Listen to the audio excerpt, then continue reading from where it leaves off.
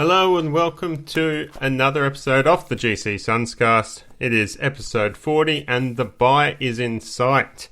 My name is Shane, your host. Joining me is the Tom drummer, Tom. You're the beat of positivity g'day Shane. tonight. How you going? You heading up to sunny Townsville this weekend on your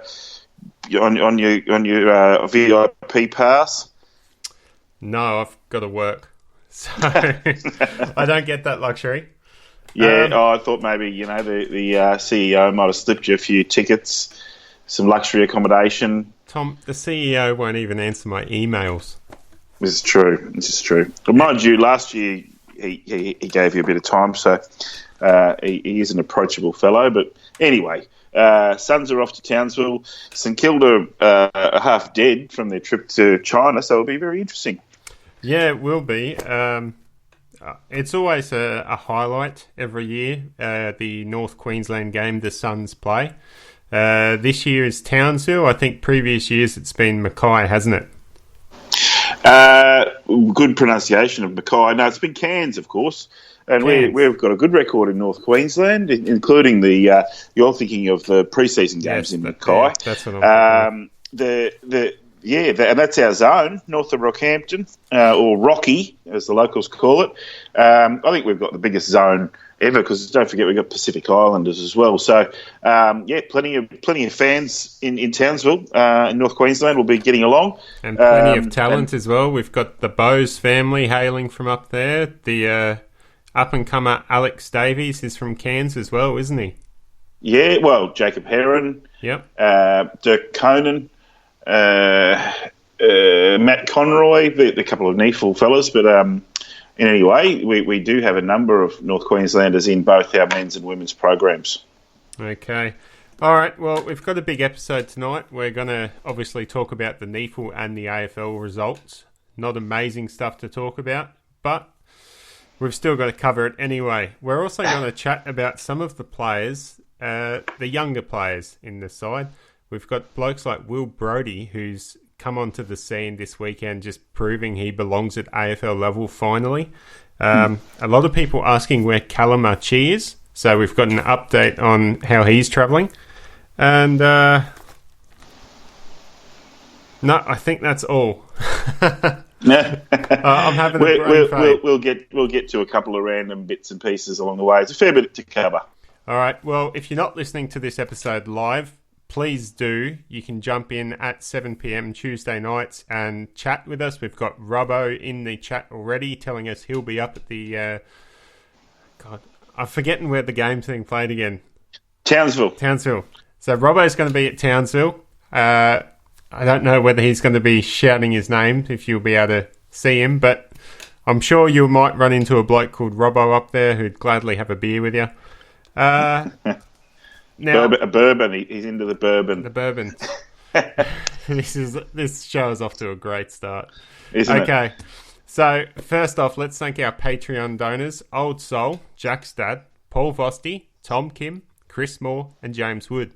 Thanks again, guys, for your support and donations to the show. It really goes a long way to keeping this show on the air and motivating us to show up every Tuesday night to keep talking Suns, no matter how bad the side is going.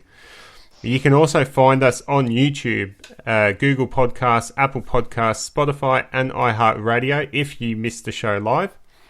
And with that, let's get on to some of the news. So, let's start with an article that came out last week. Ben King has come out and said how much he enjoys the club and he can't fault the joint, were his words. It's sending another really strong positive vibe about the buy-in that a lot of the young players at the Suns are having. And from all reports, we're hearing from people that have been involved at the club since its inception that they've never seen such a group of players just buy in this way. So it's really positive signs. Now, obviously, that's not going to stretch to everyone. We're going to have the odd player here or there that's going to be dissatisfied or look for opportunities elsewhere. But it's just a very positive vibe. And it's great to hear that blokes like King and Rankin, who came out earlier this year, are really enjoying the lifestyle up here on the Gold Coast, and will hopefully stick around for the long haul. Yeah, well, Ben King is of course twin to Max King, and he compares it and says he gets up every day and goes to the beach because it's great weather, and in Melbourne it's raining and dark and freezing. And they only ever go to the beach when it's the day after a game and they've got to ice up. So, yeah, he's loving life, he's saying. Well, since draft day, we've had the St Kilda fans basically saying they're going to be getting Ben King down there in 2 years. It might be the other way around. We might need to save an early draft pick to get Max King up to the Gold Coast because Ben King's certainly doing a good job selling it, I would say. Yeah, we get the bookends. Of our 3 early draft picks, now, Lukosius is the only one that hasn't come out talking glowingly about the club. He might just be a bit media shy, but it also sort of raises questions about his commitment to the club. He is here for another 2 years, but we do know that there is a lot of outside expectations that he's going to come back to South Australia, at least if you talk to the South Australians. And then also to a degree, a lot of the Victorians down there, the Victorian media, also have that sort of negative vibe about the Gold Coast and would expect him to leave. Obviously, no one wants that. Anyone that's associated with the Suns doesn't want to see a talent like Jack Lukosius walk out that door. So it'd be really good if we can hear from him in the next week or two before, as the season gets on, about how he's enjoying his time on the Gold Coast. Well, I mean, we've heard that him and Ben King are pretty close, so Ben could be speaking for the two of them there in that way. And of course, Ben being away from his twin for the first time, and they've gone to school together, play their footy together, and do everything together. And so, he would have been looking for a mate in a similar age group. So apparently, the two of them do everything together. So, he's having just as good a time. But one thing I will say to the South Australians or people who are saying that is what we've said all along. There never has been a Gold Coast player from South Australia who's wanted to go back. Even players who have been delisted have just gone to play for Southport. So, we've got coaches from South Australia. It's like we're 1/3 Queensland, 1/3 South Australian, and the rest is Victoria, WA, Tasmania, New South Wales. So and it's pretty early days, but yeah, I'm pretty hyped for Ben King, and Isaac Rankin's already come out and said how much he loves it. And you never know, maybe the club's just sort of saying, well, look, do a bit of media when you're ready, and Jack's just either not ready or the media's kind of like, look, we'll come back and talk to you after the bye or in a few weeks, or maybe they're waiting for him to do. I mean, he's done more than the other two put together because he's played a lot of games, but he hasn't sort of been in the best, or he hasn't really had a really amazing moment or a highlight package. Whereas maybe Ben King is starting to do things that are sort of he's living up to his number 6 mantle. Which, like you look at that top 8 from the draft that everyone said was the best draft in years, and not that many of them. Sam Walsh is. Maybe Taron Thomas. We've got a pretty upfront close look at how he's tracking on the other night. But Lukosius isn't exactly exhibiting, pick number 2 just yet. By the end of the year, not maybe. Yet, but plenty of time for that to happen still. No pressure at all. If there's anyone listening on the live chat or even on the comments on YouTube or Facebook, let us know what you guys think about Lukosius and any of our other young players that we should be looking to sign up in the long term, and what your thoughts are on that. Let's jump into the injuries, Tom. We've got quite a few injuries, and it seems like every game now in the last month we've been suffering at least 1 or 2 injuries early, and then copping a couple of serious knocks by the end of the game, with players being forced to play out the game injured. So this week we've got Miller, who suffered a quad corky at the start of that game. He just didn't look right for the rest of that game. He's listed as a test, so that's positive news that he'll be back for the Townsville game against the Saints. We've got Shear as well, who's been cleared of his hand damage. Was it a fracture, I think? I actually read today that he had 3 fractures, so 3 bones. So Ooh, that's nasty. Yeah. So that he's back to full training. So you'd hope he's back in. But to be honest, I want to take 2 weeks off. Just get your body right. It's a long way home. There's a lot more games to go. He was already out for a couple of weeks with his foot. Now he's battling 2 injuries. I mean, when he had the ball, he was fantastic on the weekend. But what did he have? 3 touches? Yeah.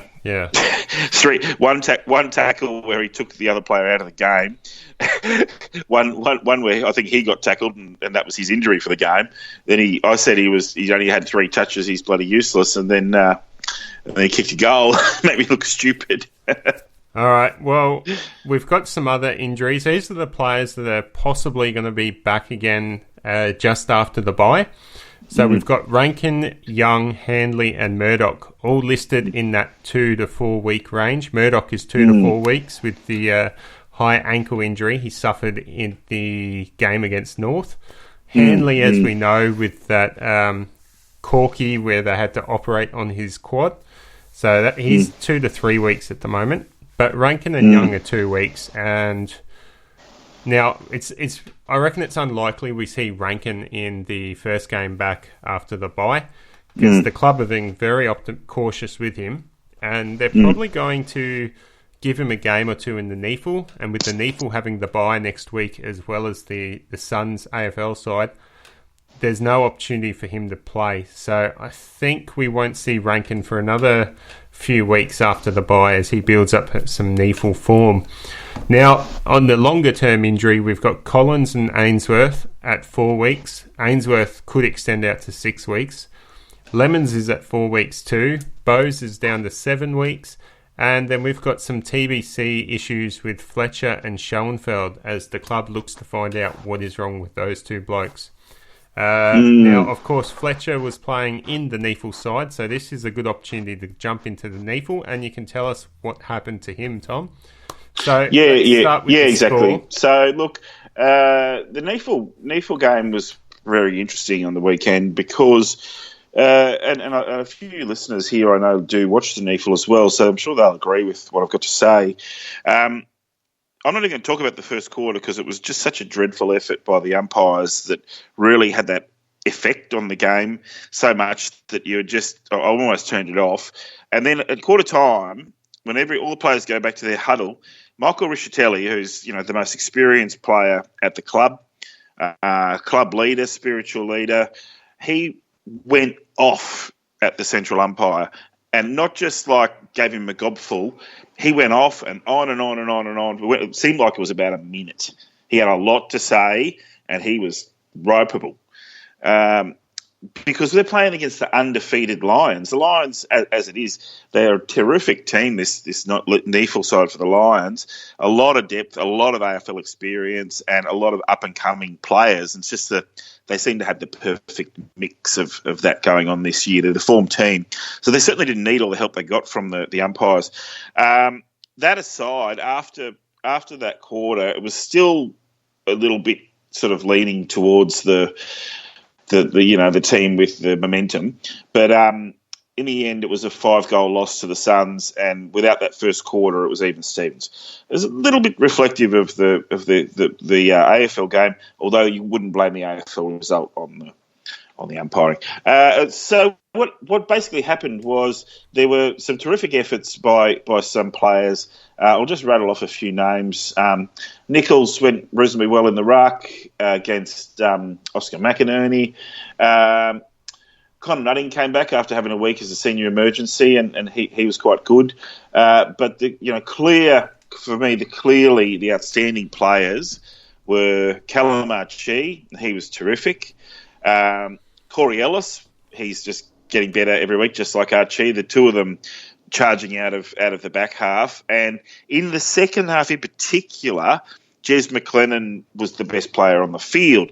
Unfortunately, Sam Fletcher was actually one of the really good players through the middle, and he just picked up an injury and off he went and didn't return. A couple of other players to mention. Haaland Smith was the senior emergencies, didn't play. Richard Telly had a good game. He's actually been in quite good form. Braden Crossley's a few games away from being in contention. Sam Day, terrific game. He's been playing this way.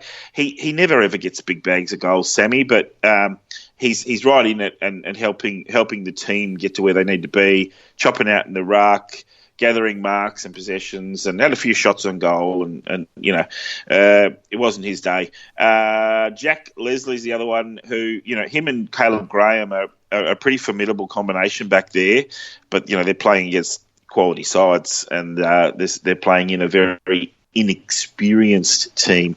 Didn't see Mitch Reardon, unfortunately, but by all reports he'll be in this week.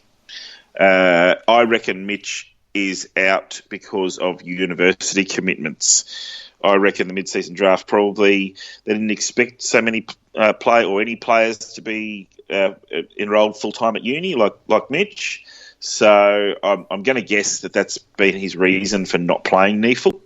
But yeah, look, I was heartened by this NEAFL effort. I mean, I should explain. I really do enjoy following the NEAFL because I see it as the future of the senior list of how it's evolving, and you can sort of see which players are headed for the exits and which players are headed for a big future. So, yeah, really, really heartening. And I don't think we're at the bottom of our barrel yet. We're not scraping it. Calamachi and Corey Ellis are my picks to replace Miller and Shear. Okay. For anyone that didn't catch the NEAFL game, the final score was Gold Coast Suns 5 goals 9-39, defeated by the Brisbane Lions 10 goals 9-69. So it was a 30-point loss. The only multiple goal scorer for the Suns was Cal Archie with 2 goals. Beautiful goals too. Now, I want to ask you, Tom, I didn't actually get the chance to see this game, but I've looked at the stats and there's a couple of players that stand up off the stat sheet. Now, the first of all, Jez McLennan. You spoke about him just before. What sort of role was he playing? He's traditionally a half-back, and he had 8 marks along with his 20 disposals. Was he an intercepting half-back flank? Absolutely. He goes on these great runs. He'll get the ball in inside 50, in defensive 50, and he'll go for a bit of a run, have a bounce, and then really clean by foot. He'll find a teammate and hit him on the chest. One of the criticisms I've got of him is that he will get into a bit of an argy-bargy with an opposition player, get in their face, try and niggle them a bit and whatnot. And so he's in everything, and then he'll end up with 4 touches, but he's influenced like 20 different plays. So that's what he did in the first half, and I felt like he just kind of got a bit lost. And I made a comment at the time on the Facebook page that he really needs to concentrate on going after the ball a bit more because he's so good with it. And that's exactly what he did. And I'm pretty sure he had 7 possessions at halftime and about 20 at full time. So he really came home, with the legs, and that was pretty impressive. And the other player playing out of halfback was Corey Ellis. Early on, Cal Archie, but when they swung him forward, he just went absolute. Cal Archie was a bit of a roving, sort of a mid, played in a few different spots around the ground. But when he came up with the ball, he just looked like the best player on the ground. Yeah, it looks like Cal Archie was the best player due to the stats. He had 23 disposals, 2 goals, a number of marks, tackles, and obviously it sounds like he was contributing all over the ground. With half back, he had some rebound 50s. He had some inside 50s as well, so he was also kicking the ball into the forward line. That's really good news because I think this is his 3rd game back in the NEAFL since the off-field incidents. So that's really good news. We should hopefully see Cal Archie replace one of the injured players that we'll get to later into the AFL side. Now, you also mentioned Corey Ellis. Now, the NEAFL report that the Gold Coast Suns put out suggested that he played more midfield time. He did. Is that the case? But he started out at the back. Yep. And rotated through. But instead of a lot of our midfielders rotate through the forward line, we're sort of used to seeing a lot of that in the senior team. But Corey does the opposite. He will he'll sort of slide forward and go into the midfield, and someone will drop back. They do rotate it because the players do get. It's a bit like these days you sort of end up having about 9 players who play through the middle, and some of them play a lot more than others. And he was just getting the clearances and getting in there. He's not a big guy, but he's not little either. So he gets in there and makes his presence felt. I like the guys, his contemporaries, guys like Touk Miller and Lockie Weller. And I'm not saying that he's got the same attributes as them, but he's the same maturity, and he went about the same. He went in the first round in the draft in the same year they did. So he's a no-brainer. He should go straight in. But how was his ball use in that game? He had 18 disposals, 5 marks, 5 tackles. So not a huge amount of the pill. But if his ball use was really good, we could see in NEAFL, that's above average. Yep. Yeah, like 20 touches in NEAFL is probably about 28 in AFL. You're going to get like last year. Michael Barlow was getting 48 touches a game, but it's all got to be. It's all got to be weighed up. So it's not like Michael Barlow would get the ball out of a clearance, pass it to Brodie, ask for it straight back, and then point his hand and say, Brodie, you go over there, and then pass it back to Brodie, and then he'd go for a run, and someone would kick. Oh, we've lost Tom there. So, yeah, it looks like we could see Kalachi, Ellis, and Day into the squad this week in the AFL side, depending on how the team selection and the match committee weigh up. Tom, do we have you back?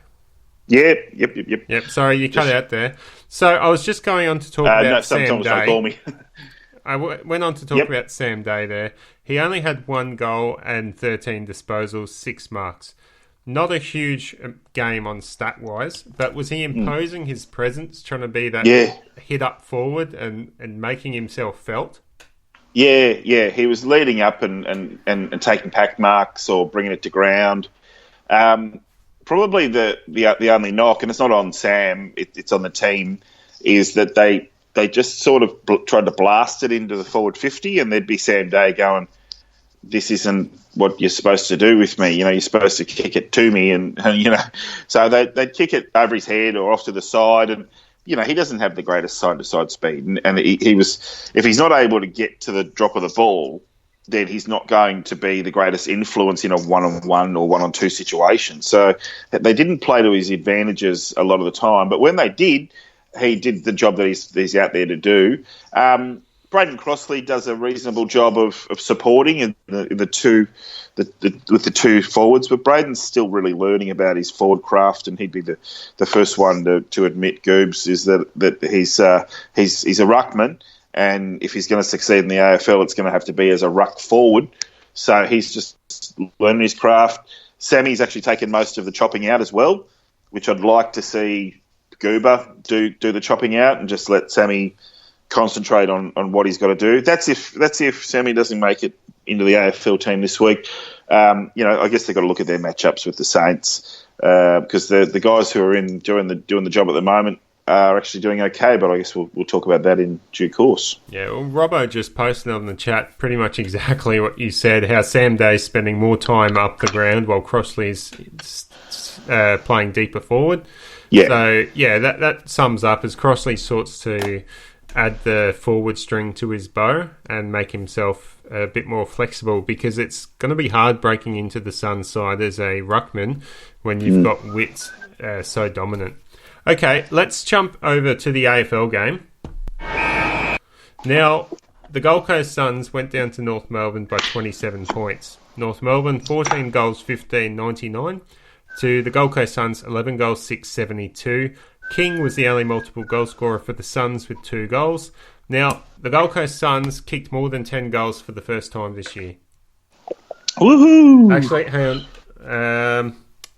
I think that was more than 10 goals for the first time this year at home.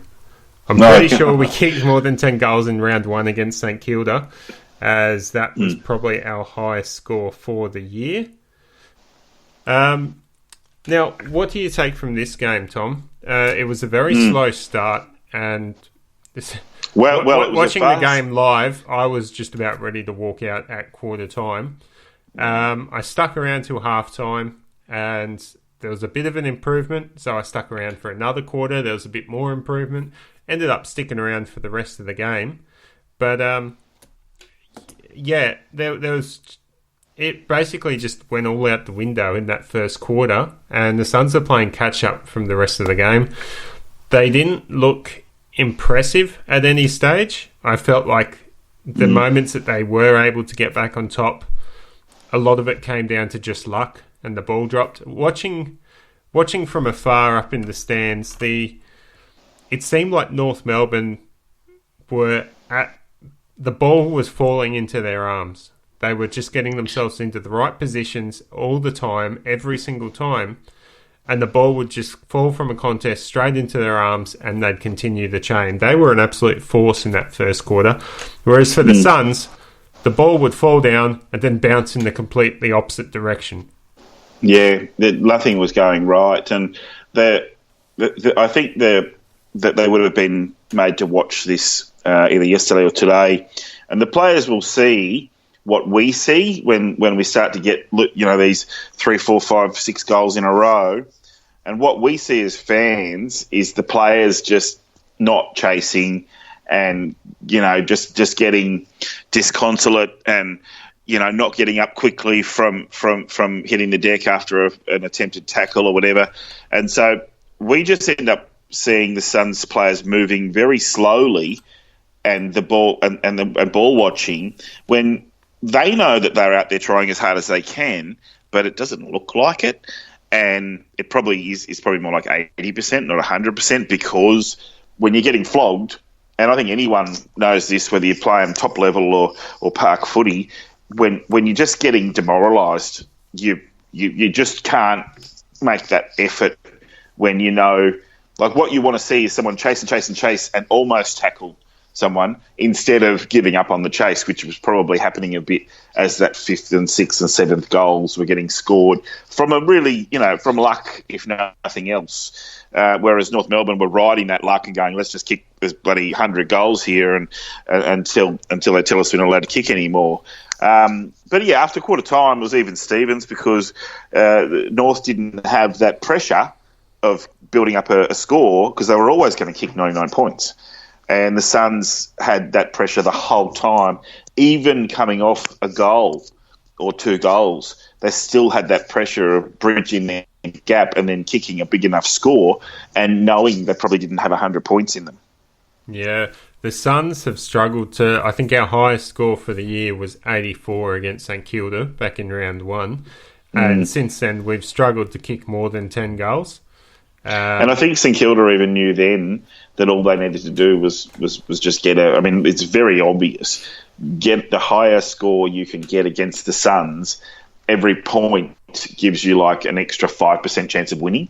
You know what I mean? Like if you're going to kick 60 points, you're probably not going to beat the Suns. But if you kick 70 points, then you've got a better chance of beating the Suns. And if you kick 99 points, well, that beats us every single game. Well, yeah, that's basically what I had in my mind watching that first quarter. It was we were down by 7 goals at quarter time, and I was thinking, I don't even know if the Suns can kick 7 goals throughout the whole game, let alone, let alone to win. Well, I mean, there were some positive signs with regards to a couple of things. So we can analyse a few things here. So Ben King, we now know that he is a guy who's going to kick goals. And there will probably be games this year where he goes goalless, but that's fine. It happens. He's a first-year player. Every goal he gets is a bonus for us, and it's a goal more than we were going to get. Tuke Miller kicked a lovely goal. Don't think he's going to be in the team for a few weeks. Sexton kicked a goal, which is what we're sort of expecting 2 goals from him, so that's probably below par, but he did have 2 goal assists, and that's one of my favourite stats, goal assists, because, you're there for your mates. So that's probably about break-even for him, considering that, but he was down on a few other factors. Peter Wright kicked a goal and had a goal assist. Again, probably a bit down for him. And then a few other guys who popped up for goals who will always pop up for goals, or, you want a few from the midfielders and your small forwards and whatnot. Where are the rest of the goals going to come from? If we're going to get, say, 5 more goals to win this game, where do they come from? Yeah, that's something I don't know. I don't even know if Sam Day can bring that into the side. It's going to have to come from midfield pressure. We need more forward 50 entries, and part of that is getting our hands on the ball. And something that was evident this game that we haven't seen for a long time was Will Brodie's presence and determination to impact the game. This is probably the first time he's done this, at least this year. And last year against Sydney, I don't recall his like games this. last year having this sort of an influence in him. He was always a ball getter. He'd find the ball really easy. But I never recalled Brodie having this much impact with his disposals. So let's run through his stats. He kicked a goal, so he showed that he could get forward and make an impact there. He had 29 disposals, according to the AFL site. I have seen other people say that he's had 30, but I'll stick to the AFL's official stats. He's had 29 disposals, 9 marks, 9 tackles. Those 29 disposals, he was operating at 69% at disposal efficiency. That's one of Brodie's biggest knocks, is that his disposal efficiency isn't great, especially by foot. We saw him kick out of the bounds twice in that game. It wasn't a disaster, though, was it, when he kicked it out on the full? No. It was. It would have been better, obviously, to get it to a stoppage, but it was getting the ball out of danger, and, he panicked a fair bit.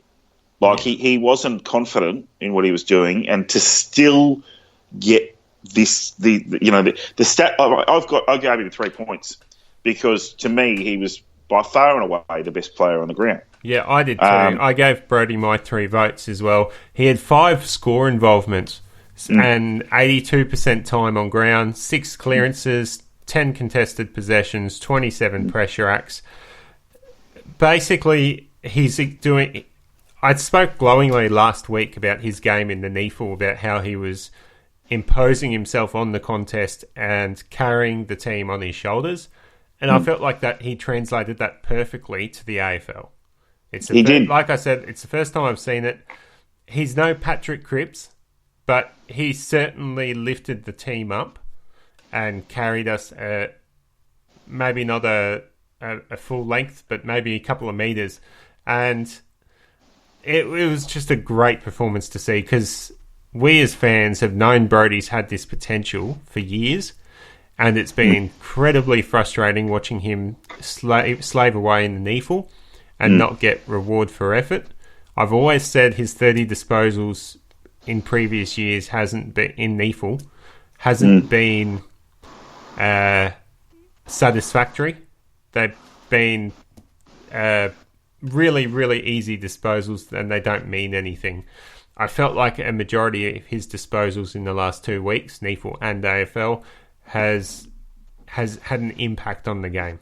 And then on top of that, his two-way running and all the other little things he does, it was just a really great performance by Brodie.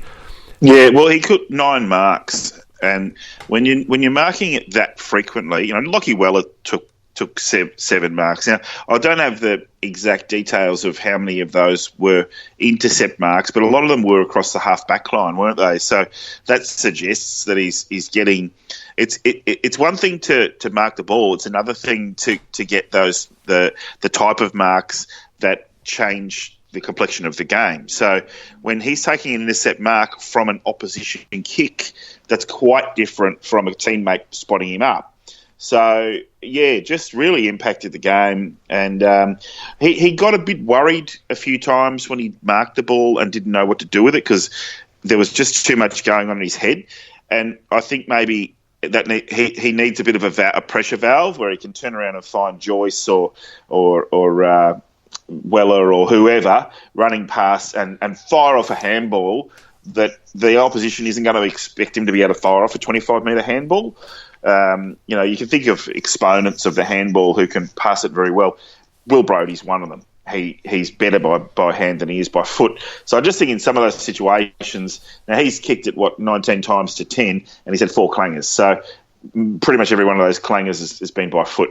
So, and the more possessions you have, the more clangers and you're going to make, right? So that's the only knock on him. But yeah, he doesn't have a long way to go anymore. He's playing. He's not playing like a third year player. He's probably playing more like a second year player. But I think we have to take the Rocket year out for Brodie, because I think his progress was stunted.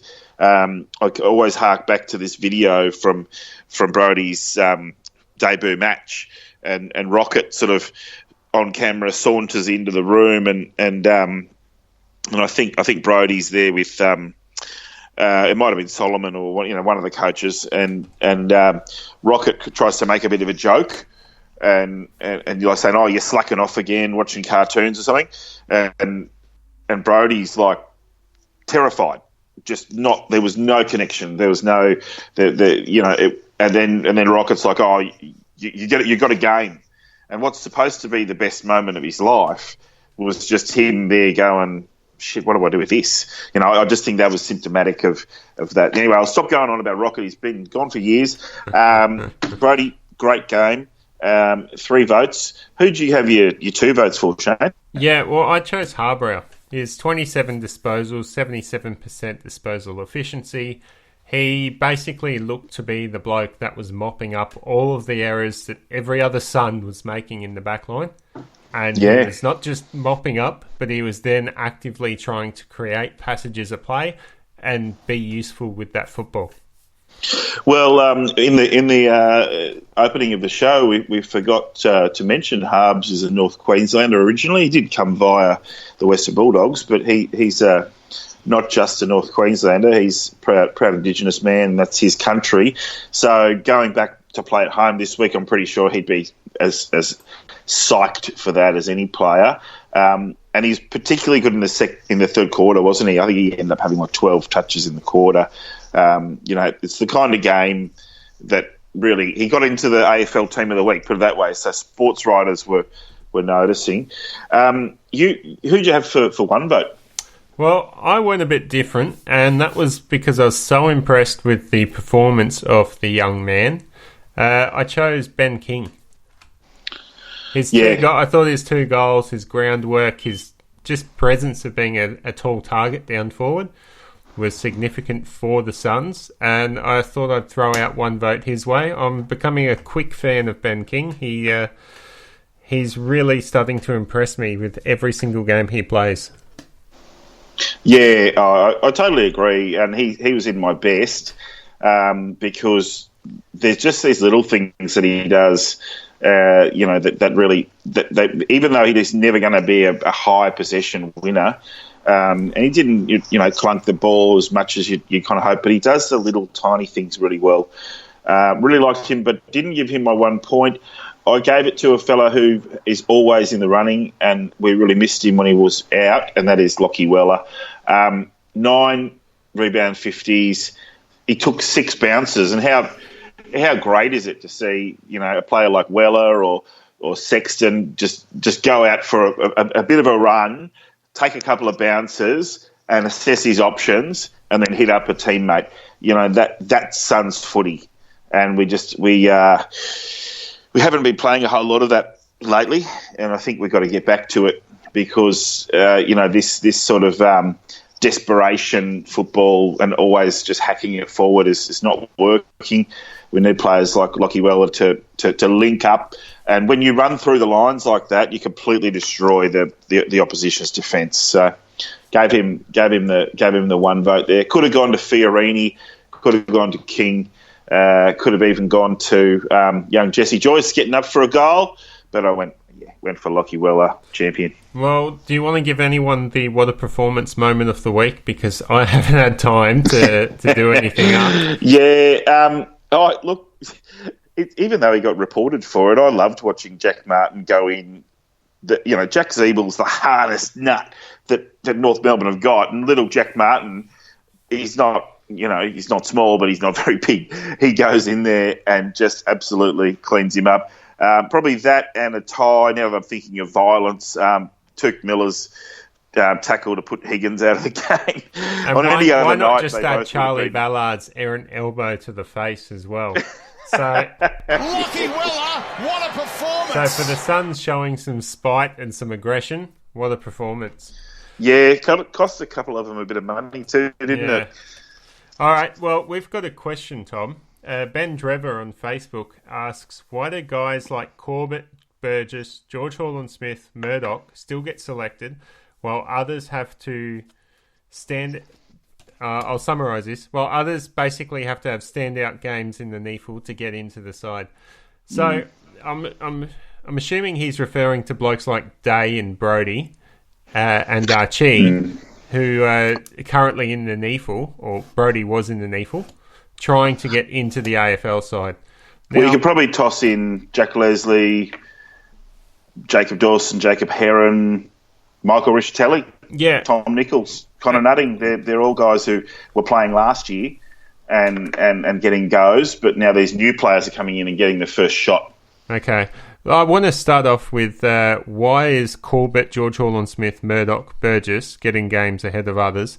All right, well, I can't answer the Corbett and Burgess. I'm assuming they're new players and the club are trying to see what they're made of, provide a bigger, stronger body in the side.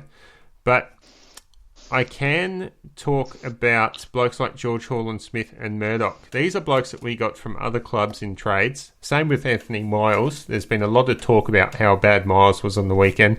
He was terrible. He had 35% disposal efficiency, so when he got the ball, he wasn't really using it. But these blokes don't only have let's say they've got multiple pathways to keep the coaches happy. It's not just about disposals or impacting the game. It's about their on-field leadership and the talk and the communication they have with these other players. And then on top of that, it's the pure fact that they are a big, heavy body that's experienced and can take a beating. So blokes like these, they're going to get into the game. The Suns need them on the field. Maybe not all at once. We'll see with Murdoch out. We might have George Hall-Smith come back into the side. Probably Ellis is my call, but yeah. So same deal. But yeah, same deal. They're going to be providing a spark. And if you've ever sat down near the Suns interchange at Suns games, you will notice that these boys are the ones that are talking to the younger players, giving them direction and helping them. And I'm sure they're doing that out on the field as well. Now, just quickly, we're running out of time. Blokes like Day, Brody, they've obviously got to prove their worth in the NEAFL. There's reasons that they're in there. Brody, he was asked to constantly work on his two-way running and impacting the game, not just getting the ball. Getting the ball isn't that important if you're not using it. So this is what we're seeing with Brody now. He's impacting the game, and he's been rewarded this week with a player of the round, according to the Suns media team. And Day, well, he's fighting for spots, isn't he? He's got Corbett, he's got Peter Wright, he's got King down there, all fighting for that same spot. I think they're pretty much set in stone that Day is only going to be a forward and not a defender anymore. So it does limit his options. I do think, though, it's time for Corbett to maybe take a break and for Day to come in. Yeah, I agree. And all I'm going to add to what you say, because I think we're very much on the same page with this thing, all I'm going to say is that there are known quantities. Like, we know what Sam Day can do. We know that Riccitelli could come in and play every game like he did last year, but there's no point this year. It's better to have him, teaching the guys coming up and keeping the morale up and being a leader on the field in the NEAFL, because he's on the way out. He's got no future.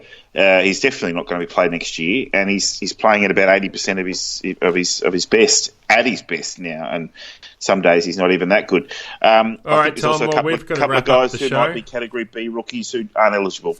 Dawson and Heron. Okay. All right, we've got to wrap up the show. Thanks for tuning in for another episode. Go Suns! Go Suns!